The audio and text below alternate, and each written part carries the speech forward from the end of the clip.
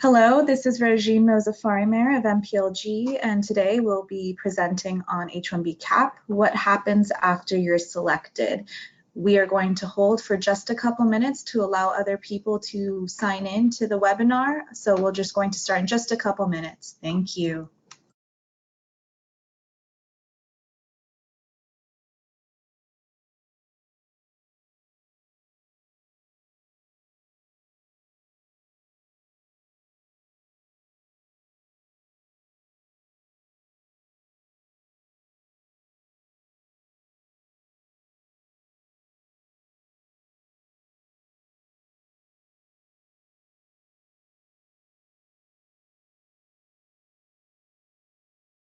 As we're waiting for people to join the webinar, I just wanted to point out that in your panel on the right-hand side, you will see that we have uploaded a few handouts. You will see that we have the public access file templates for you, our FAQs on F1s who have been selected in the CAP, and then a copy of our presentation from today, and then our standard letter to employers responsibilities. So that goes over all of your responsibilities at a high level for purposes of the H-1B petition generally. So again, we're just waiting for a couple more minutes to allow our clients to join the webinar. We'll be starting in just a few more moments. Thank you.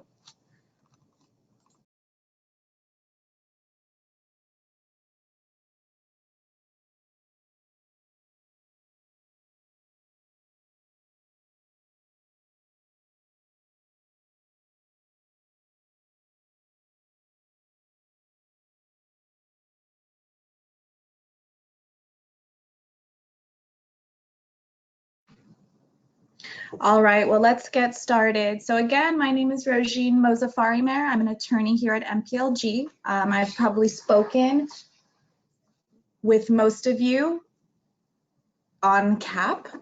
It looks like we might be having a screen share error. If you could give me just one moment, I'm just going to troubleshoot it and we will start the webinar.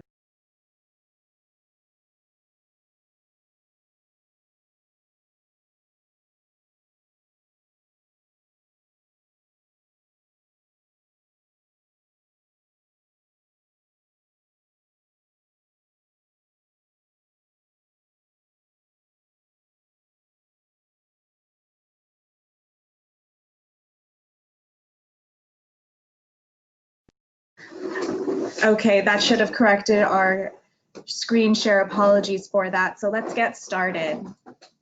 So today what we're going to be talking about is what happens after your H-1B CAP has been selected. So we'll be talking about this processing time that most of our beneficiaries are in right now. So it's before the final adjudication. So we'll be talking about processing times, F1 students in CAPGAP, pending H-1Bs for other status holders here, travel, RFEs, and dependents.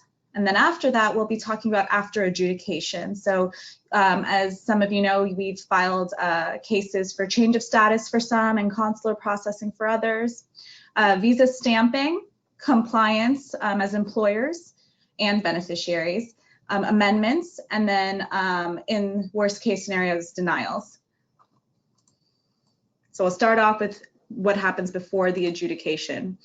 So as most of you know, premium processing was suspended back in March 2018 for all H-1B CAP cases. Non-CAP cases do have premium processing still available. We expect premium processing to return in September 2018. This is based on an announcement from USCIS back in March. We do not have an update on that as of yet, but we are still waiting to hear, and we expect that to come back, and we will keep you updated on our end on that. So right now, H-1B CAP petitions are in regular processing. The USCIS did announce that all return petitions have been returned. I've confirmed that we have received all petitions for our clients. If there are any issues, please reach out to me directly so we can figure that out for you. RFEs and approvals are starting to trickle in. Again, right now, there is no specific processing time that's posted for from USCIS on how long it's taking for H-1B CAP cases to be adjudicated. So if a case is still processing, that's perfectly fine, and it's not a reason to worry. As many of you know, the USCIS is inundated with lots of petitions, and processing times are slowing down by the month, but we are seeing RFEs come in, we are seeing approvals and adjudications come in, and we will keep you updated as we get notice on each one of those cases. So as you may remember, when we started the CAP season, we picked a start date of 10/1 for your CAP cases. That is the first official date for a CAP case to be approved and for the start date for the employee. And so if a case is approved before October 1st, the start date will be 10/1. If the case is pending after October 1st, then the start date in H-1B status, depending on what kind of petition was filed, will be after October 1st. And as a final note, we also work authorized is only after the H-1B is approved. And we'll talk a little bit about the nuances with that in this presentation. So many of the questions that we get during this time are related to your employees who are currently in F1 status. So that's a student-based status here in the US. So some of them might still be in school. Some of them might be working pursuant to CPT. Some of them might be working pursuant to OPT. And then finally, STEM OPT. So there is relief for F1 students for an extension of status, assuming that they were in valid status on the date that the H-1B was filed, and that's called CAPGAP relief. And so what is CAPGAP? CAPGAP is the extension of F1 status and the corresponding employment authorization as applicable based upon a timely filed H-1B CAP petition. So as I mentioned, an F1 student with a timely filed H-1B change of status petition will be allowed to extend the duration of F1 status and any current employment authorization until a decision has been made or September 30th, whichever is earlier. So who is eligible? So that's, most of you know who was in status on the date of the H-1B filing. So those are those students who are in F1 status. H-1B CAP petition was timely filed. CAP petition must have requested change of status. And this is for people whose F1 status or employment authorization pursuant to F1 status expires before October 1st. So I wanted to get into that a little bit. So some of you might have someone whose OPT expires this month, for example, and they might have access to apply to us for a STEM extension, or they're on their STEM extension and they aren't able to extend. So I wanted to sort of dispel what the process is there for each person. So generally, if an F1 student is able to extend status regardless of an H-1B pending, we strongly advise for those F1 students to extend. So if someone's on OPT and their OPT is going to expire and their H-1B has yet to be approved and they qualify for a STEM extension, please, we strongly advise that they apply for the STEM extension, and it must be timely filed. For those people who do not qualify for a STEM extension, or let's say that they are on a STEM extension and they're going to expire before September 30th, what happens is the USCIS affords CAPGAP relief. So what that means is, let's say someone expires on August 10th, which is tomorrow. What happens is they get an automatic extension of the corresponding employment authorization. So that STEM extension, they can still work pursuant to that STEM EAD and the F1 status until September 30th. They do have to notify their DSO at their school to do that. Sometimes they do issue an updated I-20, but it is the responsibility of the F1 student to communicate with their school so their CVIS record is up to date. After September 30th, however, employment authorization stops under CAPGAP. And so what happens is they end up entering status pending. So it's not a status, but they're allowed to remain in the United States until the H-1B is adjudicated. But employment authorization is only extended until September 30th. And these are, again, for people whose status expires or their employment authorization pursuant to F1 related employment authorization expires in the summer before September 30th. After September 30th, they are allowed to be here in the US, but they aren't allowed to work until, pursuant to their F1 anymore. It stops on September 30th. And just as a reminder, we have some handouts that we've uploaded to the portal if you take a look, and one of them is our F1 FAQs for 2018, and it's quite lengthy. This was a very high-level overview of the F1 and CAPGAP relief. There are some examples there that are specific to a little bit more complex situations. So after you reviewed, if you have a case-specific question, please do not hesitate to reach out. So some of you might also have pending H-1Bs for other status holders. So you might have someone who's an L2, someone who's an L1, someone who might even be an O1. So there is no CAPGAP relief. So the same does not apply here. So let's say, we'll go back to that example. You have someone who's in L2 status who expires tomorrow on August 10th. If they are responsible to maintain, if they want to continue working, to procure employment authorization pursuant to that status if it's available to them. So let's say an L2 EAD is expiring tomorrow. If they're able to extend it, they should file a timely L2 EAD extension. If they do not, they are able to remain in the US until the H-1B is approved. But the beneficiary cannot continue working if there is no alternate employment authorization available. Now, for those people who are in some sort of status here in the US that's not F1, if a case is filed as change of status, you will need to ensure that the beneficiary is in the US and ready to work for the petitioner on the date of the approval. So that could be October 1st, that could be after October 1st. The beneficiary cannot continue working pursuant to the previous status once the H-1B change of status is approved. So I've provided an example here. So if a change of status was filed for someone who's in L1B status, for example, and to H-1B, if they get an approval for a start date of on October 1st, the beneficiary must join the H-1B petitioner on the H-1B on October 1st. Otherwise, continuing to work on L1 will be a visa violation. And so just a reminder, beneficiaries can only begin work when the H-1B is approved. So a beneficiary may be able to work for an employer pursuant to another status. So going back to my original example, we have an L2 EAD holder who's expiring. If they filed a timely extension and they get an EAD card in hand and they're able to work starting Saturday, that's perfectly fine. So working pursuant to L1, L2, O1, H4 EAD, it is the responsibility of for both the employer to make sure that they have valid employment authorization and for the beneficiary that they are working pursuant to valid employment authorization. The H-1B work does not start until the change of status occurs and they join the employer on that H-1B. So I get a lot of questions on travel at this time, especially in the summer. And so you might have certain cases where someone's here in the US, but the case was filed as consular processing. In those cases, travel is A-OK. That will not affect the status request because no status was, only the H-1B status as a classification was requested, not status here in the US. So those who have consular processing cases, travel is OK.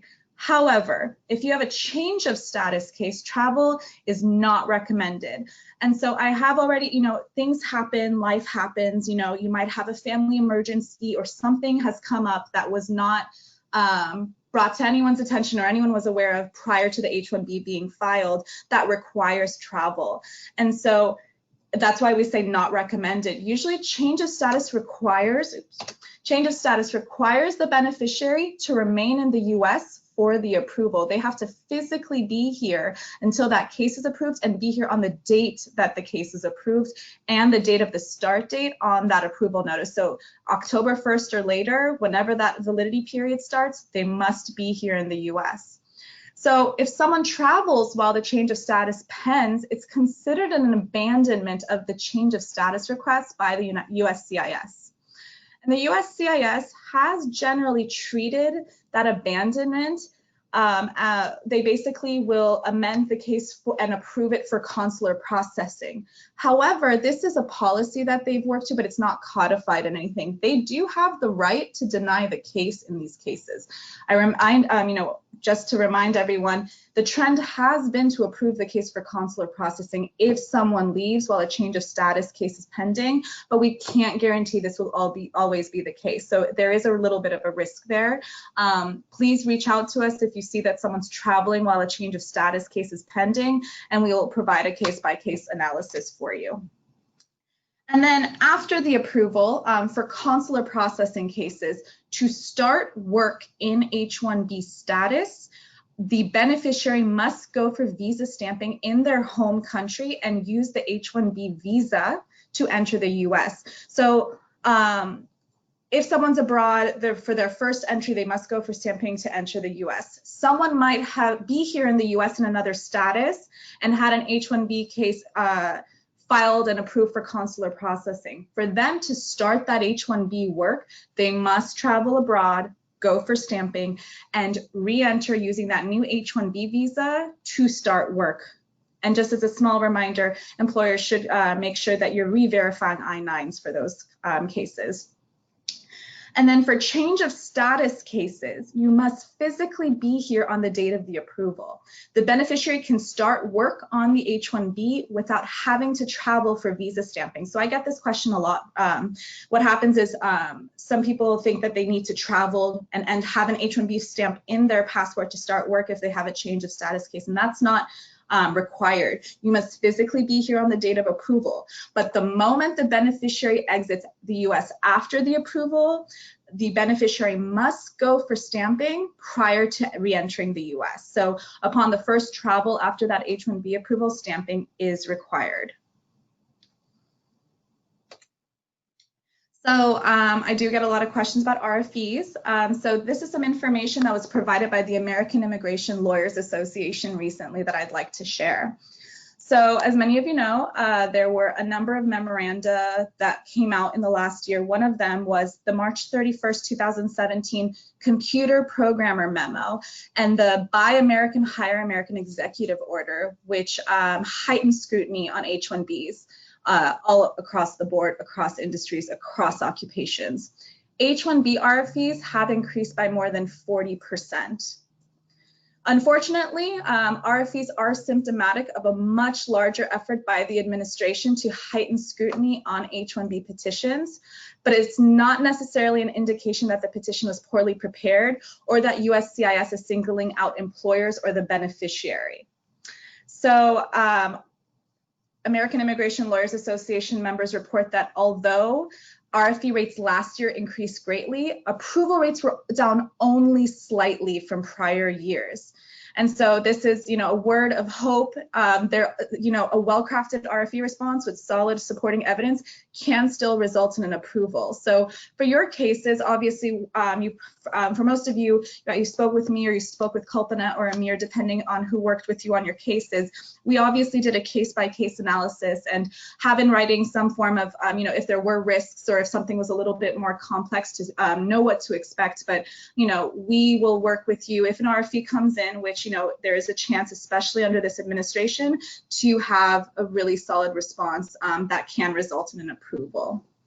And then finally, just as a warning for those who do see a spike in RFEs, employers with many H-1Bs and those who are H-1B dependent may receive more RFEs than they have in the past. That does not necessarily mean that they're going to result in denials. Just as a reminder, from last year's CAP, it's been reported that approval rates were only down just slightly. So if, as RFEs come in, we will work with you to put together the best response. And then here are the common RFEs that we've seen. Specialty occupation, we are seeing them target the analyst positions, computer systems analyst, operations research analyst, and management analyst. The next one for those petitions that are filed for a third-party client site, we are seeing the right to control an employer-employee relationship RFEs. And just as a reminder, if you weren't able to join our last webinar, the USCIS did issue a February 2018 policy memorandum that codified what many of our warnings have been over the last couple of years, which is the USCIS is requiring full succession of contracts documentation for approvable cases. So just as a reminder, that means, and this is again for third-party worksite placements, that they're looking for a master services agreement from the petitioner and the middle vendor, if that's applicable, a letter from the middle vendor which has very detailed information about the placement. We have templates for that. And then documentation of the relationship between the middle vendor and the end client as well, and a letter from, and also the most important thing, a letter from the end client. And so if you have questions related to that, please reach out to me directly, but we are seeing that RFE very regularly. The next one is availability of specialty occupation work. Beneficiary qualifications, they're really paying attention to at whether the beneficiary has a degree that's directly related to the occupation for the proffered position. And this one we've seen in the past, but we are expecting to see more. And it's CPT post-OPT maintenance of status. And so this relates to a couple of issues. I'm just going to touch briefly here. If you do have additional questions, I can send you some of our recent blog posts from our newsletter about these issues. So the first is most F1 students in their first, they had finished school, they are afforded 1 year in post-completion OPT, employment authorization, and then those who are in a STEM field, they're able to extend for another 2 years for employment authorization. And then what happens is they will enroll into another program that allows for CPT employment on the first day. And so the USCIS is making sure that people who are enrolled in CPT schools like that after OPT are in fact in schools that do have a very structured regimen or program that requires that CPT. So that's one issue. And that they are actually going there for the purpose of pursuing, it's expanding their career, not for the purpose of just employment authorization. So that is a warning. I believe we gave that out also around the time that we filed CAP, but that is something we expect to see more of. The other thing that happened in April that we sent an announcement about in our newsletter is that F1 students who do STEM OPT are required to do what's called a training program. And so they had a new rule come out, I believe in May 2016, that kind of changed how STEM OPT works, requiring the training program, extending the time to 2 years. And a part of that was some information about where they're allowed to work and what kind of work is authorized. So in the regulations, it didn't specify that the F1 student is not allowed to work at a third-party client site outright. However, the USCIS updated a web page a couple months ago that basically clarified that they, as an agency, do not recognize third-party work sites as meeting the requirements for STEM OPT employment. And so we did send out an alert on that. I will say that the American Immigration Lawyers Association is watching this closely and trying to show that basically this conflicts with what other agency guidances are. As some of you might know, F1 OPT is not F1 OPT status, and their CVIS record is managed by ICE, which is a different agency. And so there is information that conflicts. However, it is a risk right now, as USCIS is the one adjudicating these H-1B petitions. They will be looking at those items. And so if you do have someone who is working at a third-party work site and on a training program, reach out to us and we can discuss the issues there. And then finally, the level 1 wage. At the outset at CAP, if you were filing at a level 1 wage, we had given the warnings, but that issue has always been there, but it has basically come with a spotlight on it since last year. The USCIS is really paying attention to make sure that the appropriate wage is set for the proffered position. So if it's level 1, it should be an entry-level role for that occupation. So we are seeing those RFEs as well. And then finally, dependents. This is very important. I believe we've reached out to all our clients about beneficiaries who have dependents that we have on record, but just as a reminder, for change of status beneficiaries, contact us to initiate any H4 change of status applications as soon as possible. So if you have beneficiaries who have H-1B CAP cases pending for change of status and they recently got married, or they have dependents or children, and they have not told us, please let us know. They are required to file a timely file change of status application before October 1st or the approval date, whichever is earlier. So please let us know. And as a reminder, for those who filed consular, there is no application required. Dependents are able to apply for H-4 visas directly at the consulate with the principal H-1B holder upon the approval of the petition. So this alert is for those who have change of status petitions pending. All right, after adjudications. Okay, so we have, as you know, again, two different kinds of case types. There's various considerations. So for consular processing, let's say you get an approval, next week. We strongly advise employees to go for stamping as soon as possible and take the next appointment.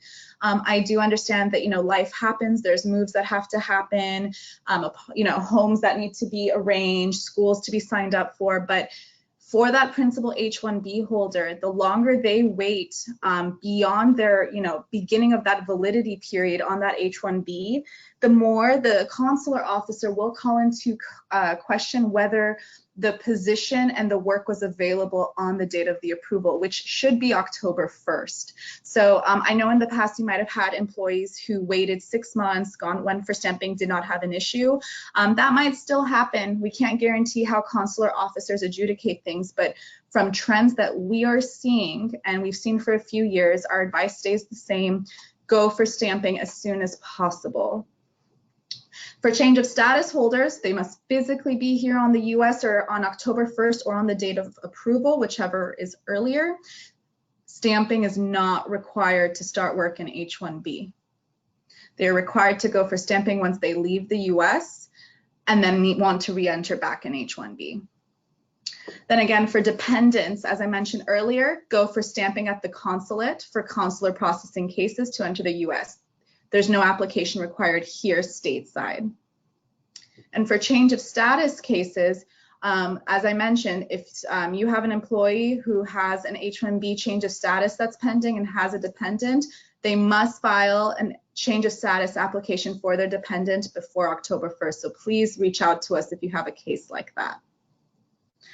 And then again, travel, we touched on this, but again, consular processing, the beneficiary must go for stamping at a consulate before they enter and start work in H-1B status here on the US, and they must use their H-1B visa to enter the US. So you might have someone who has a B1 or a B2 visa.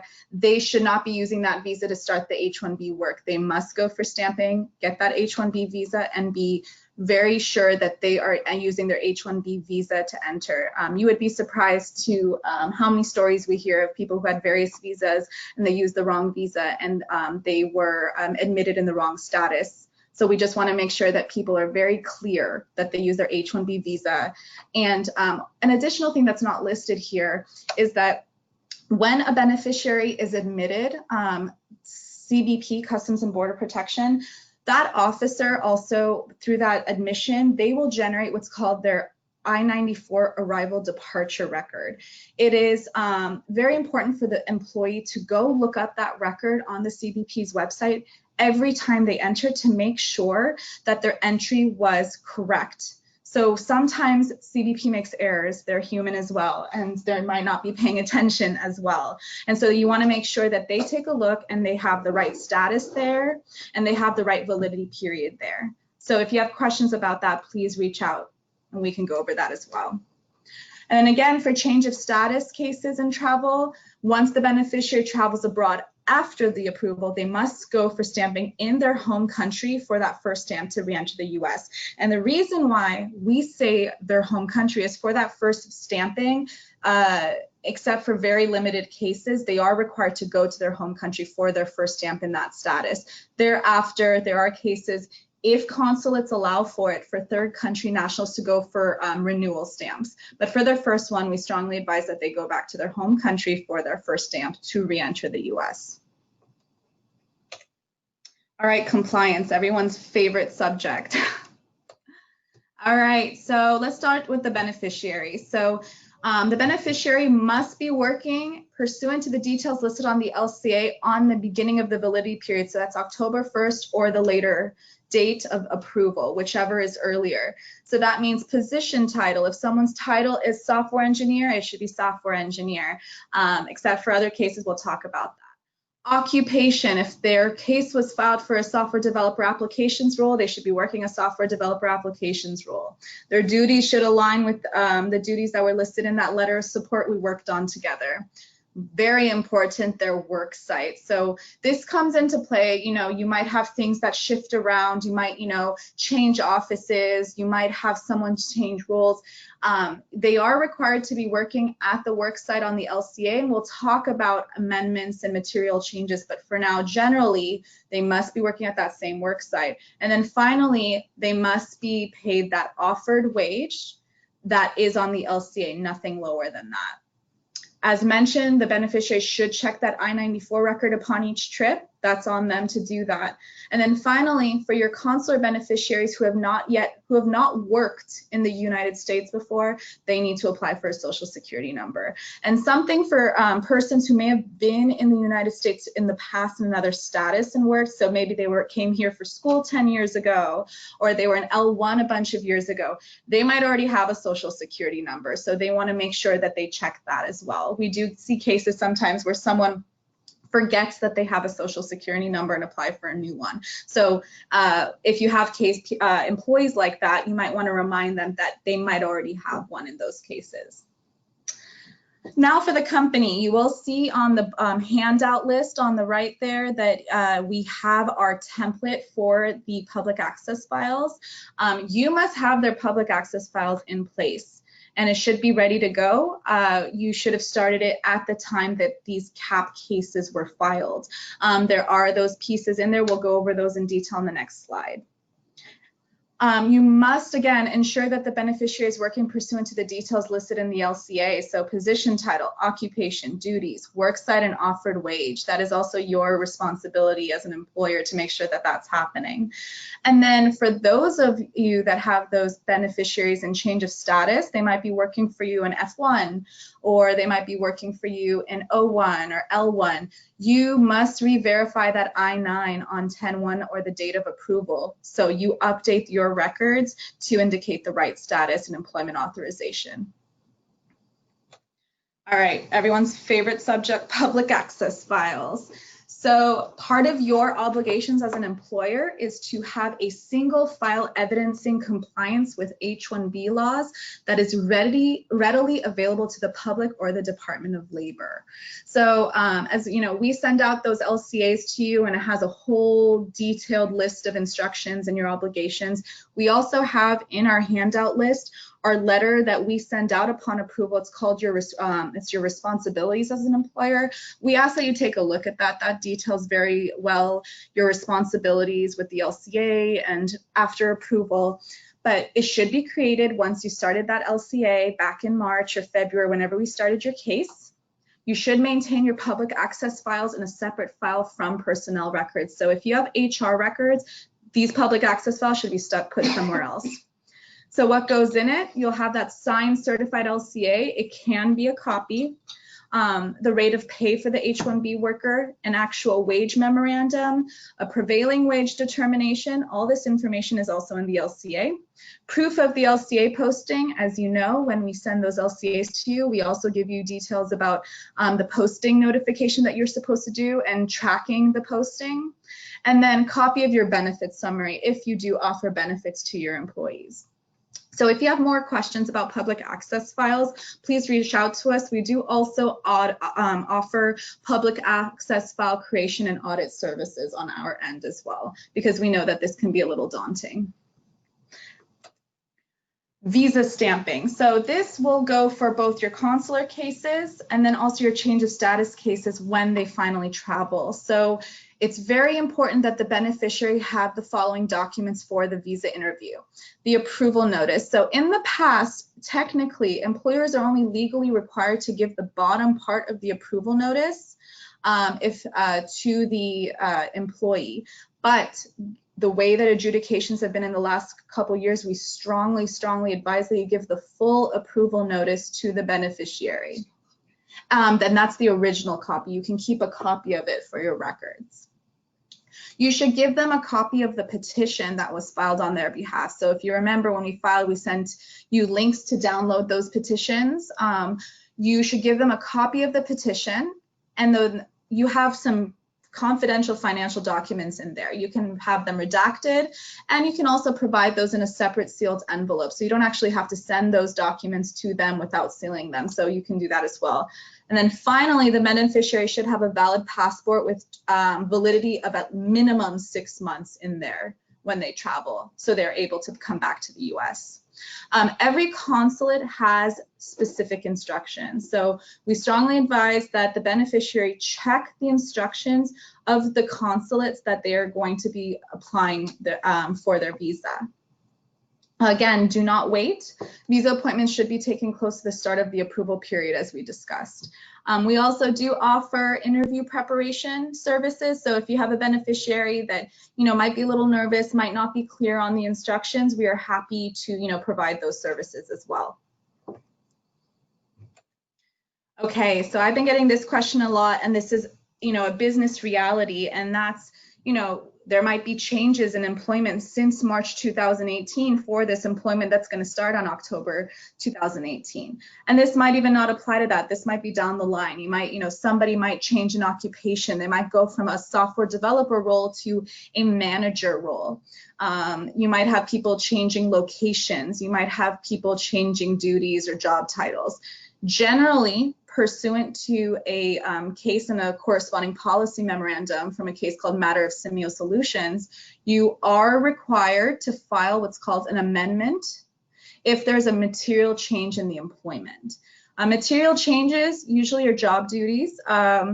It is job title in certain situations. So I use the example of a software developer and a manager because if you look at the duties provided by the Department of Labor on what a software developer does versus what a manager does, and you all of a sudden change the title to manager, that might trigger the change. However, if you go from software developer to senior software developer or software developer 2, that might not require an amendment.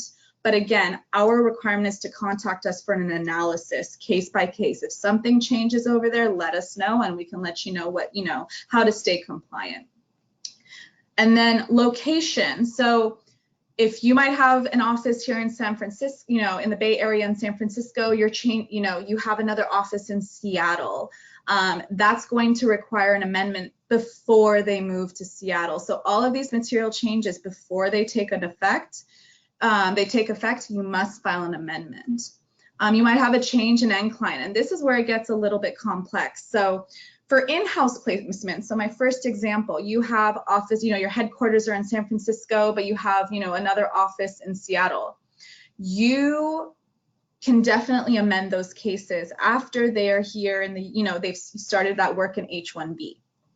That is not so much of an issue. However, if you are moving someone from an in-house position, let's say you do product development or on-site, you're working someone on-site and they're moving to an end client, we strongly advise against moving beneficiaries until at least 6 months in the role for which their case was filed, as long as that specialty occupation in-house work is still available. So let me give you some context there. So you might have someone working in-house, and then, you might have a client that's, wants them on-site, but it's a client, not your offices in Seattle. In that case, the USCIS is going to issue a red flag on that case immediately if you amend, because they will call into question whether you actually had in-house work that was available, or whether you filed an H-1B for the purpose of getting it approved because it's in-house, because maybe there might have been a little less scrutiny, and you were actually did this for the purpose of moving them to an end client but getting them here. And so we can't control how the USCIS views this, but it is a reality. So for those cases, we strongly advise you keep those beneficiaries in-house. Again, though, you might not have in-house work that's available. You know, please reach out to us so we can do a case-specific analysis. It gets very complex, but our general advice is do not move them for at least 6 months if that work is available still in-house. However, amendments must be filed immediately if there is a material change and before the beneficiary moves. So if you see there's changes happening, just reach out to us. We'll give you a quick analysis. One thing that doesn't require an amendment is if the salary changes. As you know, you should not be reducing people's salary under what the offered wage is that's on the LCA. But if you are increasing someone's salary and nothing else is changing, that does not require an amendment.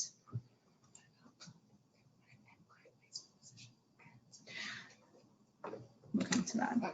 So you know, a reality that happens with H-1Bs is, you know, a case might get denied. And so, you know, there are some issues to consider after a denial. For a change of status beneficiary, so let's go back to our first thing, which was CAPGAP. So you have an F1 student who was, you know, their STEM OPT expired in August 2018.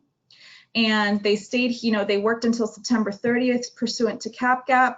They stopped working after that, but they were here in the US waiting for that H-1B adjudication. If their case gets denied, if they don't have OPT or STEM OPT, any underlying authorization to work, and their status expired prior to September 30th, they are afforded a 60-day grace period. So that's for them to make their arrangements for their next steps. So those are for change of status F1 beneficiaries.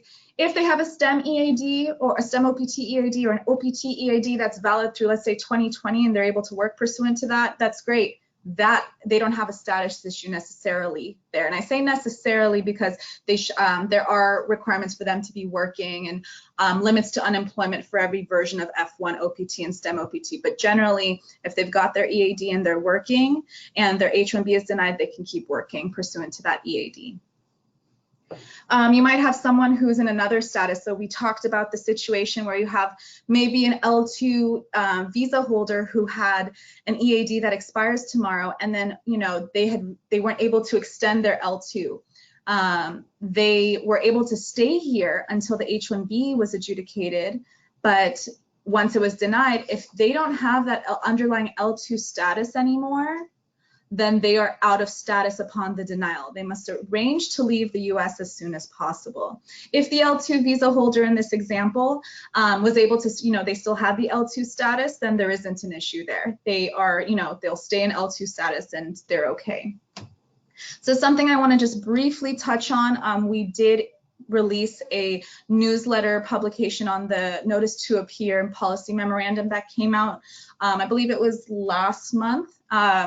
So as some of you may have heard, or if you've read our article on it, the USCIS issued a policy guidance upon which basically outlined that if a person had a case that was denied and rendered them out of status, so this is that situation where the L2 visa holder, you know, goes out of status after tomorrow and is just here status pending until the H-1B. Let's say they're denied. What they said was they would issue a notice to appear to refer them to immigration court for removal proceedings. I'm not going to go into the details of that. If you have questions about that, I am happy to speak with you directly on that. But that policy memorandum, the implementation of it was announced to be postponed last week. So you might have some persons who are very concerned about their status staying here in the US and what happens to them if they, you know, don't have underlying F1 or alternative status. That NTA issue as of today is the implementation of it is postponed. We will keep you updated on that, but for now that has not taken effect. And then obviously, you know, there are alternatives. We are happy to do an options analysis for each one, any cases where this happens. So for F1s, you know, if they have OPT or STEM OPT, you know, they're able to keep working pursuant to those, to that, and then obviously entering them in the H-1B lottery next year. We are happy to look at resumes to look at, you know, O1 alien of extraordinary ability. If you have persons who, you know, you have entities abroad where they could work, or maybe they have worked for at least a year in the last 3 years in certain ways, whether it's, and we can go into the details of that, we could do what's called an L1 intercompany transferee petition. If they are citizens of certain treaty countries, that could be Canada or Mexico for what's called a TN, an Australian national for E3s, maybe an if they're Singaporean or Chilean national for H1B1s. There's also other versions, but we could look at those and do an analysis for other alternatives there. And then finally, you know, if someone's abroad and, you know, long-term you want to bring them here, there's always the PERM process, which is the first step towards the immigrant petition towards the green card. And we can always provide that analysis as well. Okay, well, I know that was a lot of information. Just as a reminder, in the handouts, we do have our templates for the public access file there. We do have our detailed F1 FAQs for 2018 that details CAPGAP, all the different nuances under, you know, CAPGAP and OPT and STEM and travel. I have a copy of this PowerPoint there. And then finally, that letter to employers regarding their responsibilities with H-1B holders, which I recommend all of you review. And if you have questions, to let us know. So you will see that in the panel, there's a section that's called questions here. If you do have some questions, now is the time where, you know, we'll answer them. So we'll give you guys a moment to submit your questions.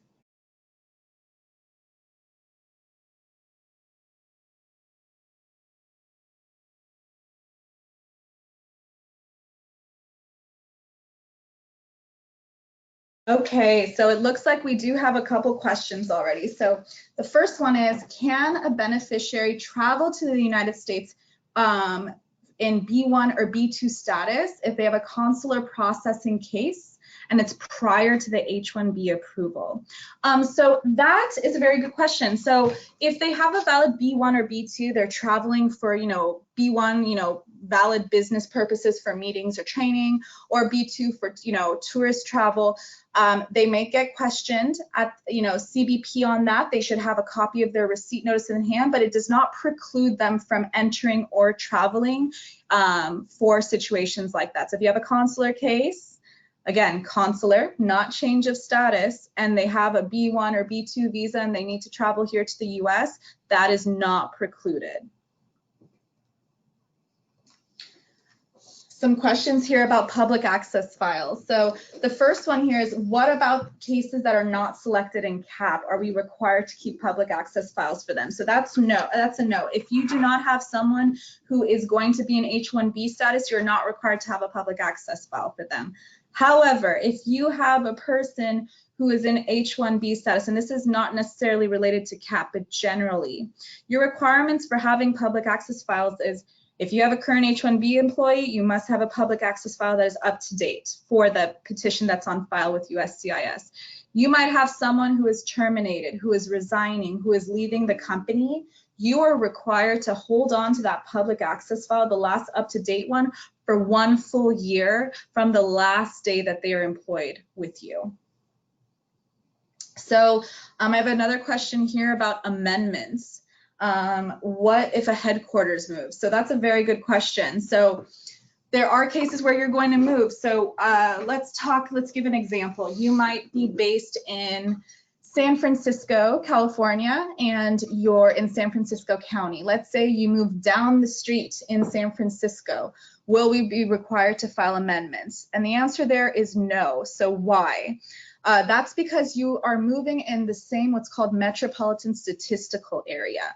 If there's a move within the same metropolitan statistical area, then you are not required to file an amendment. However, you are, for those people who are working at your headquarters, you will be required to update the notice, posting notice in your public access file. So what does that mean?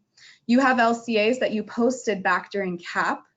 at your old headquarters for 10 business days. You've recorded that. If you move, you're required to post those LCAs again for 10 business days and then record a new posting notice and stick those in the public access file.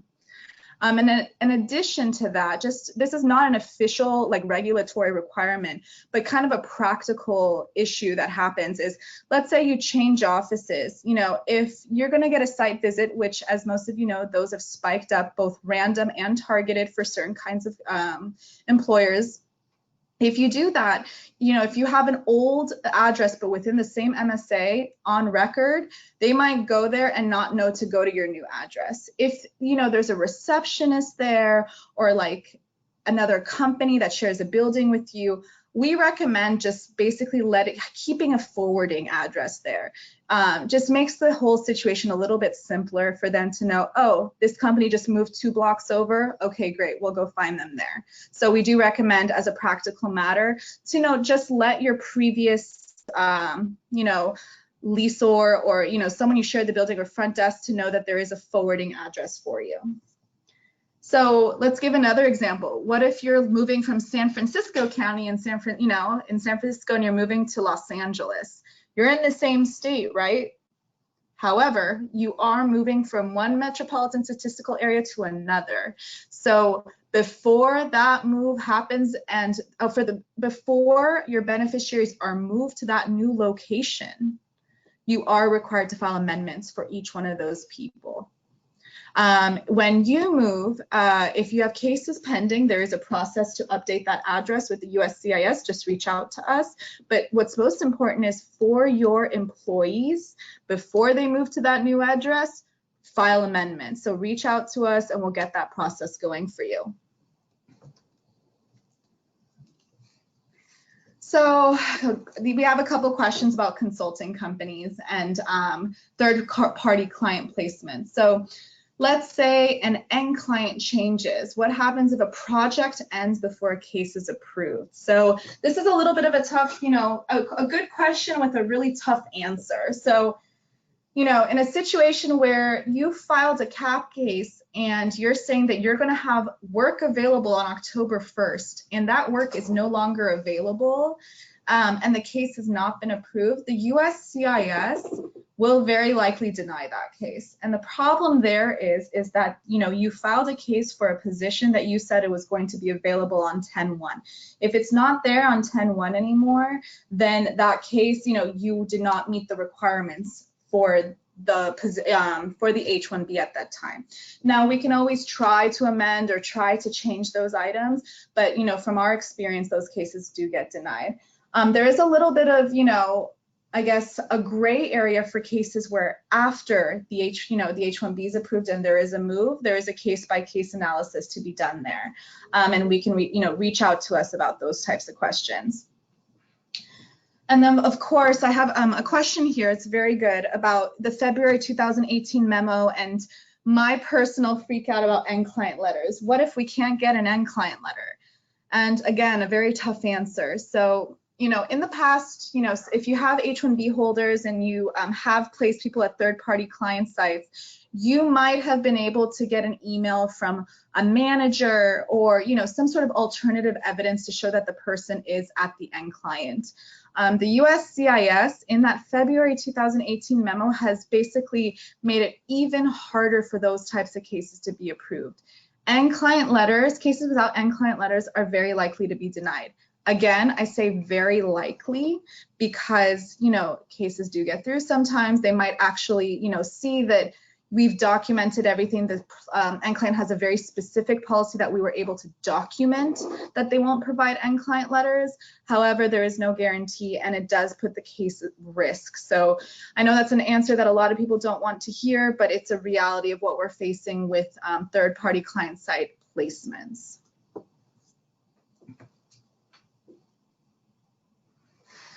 I have a very good question. So a lot of you have probably received our emails about return petitions and what to do with them.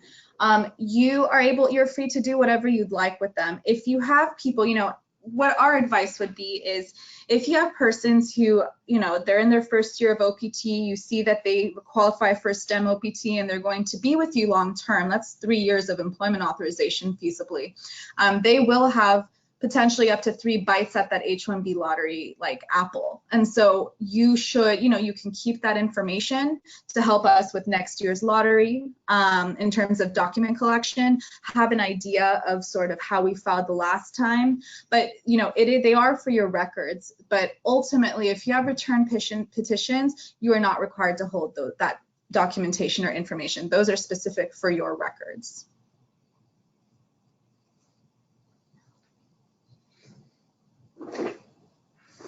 Okay, it looks like that was our last question. I'll give everyone a minute if you have any other questions to let us know.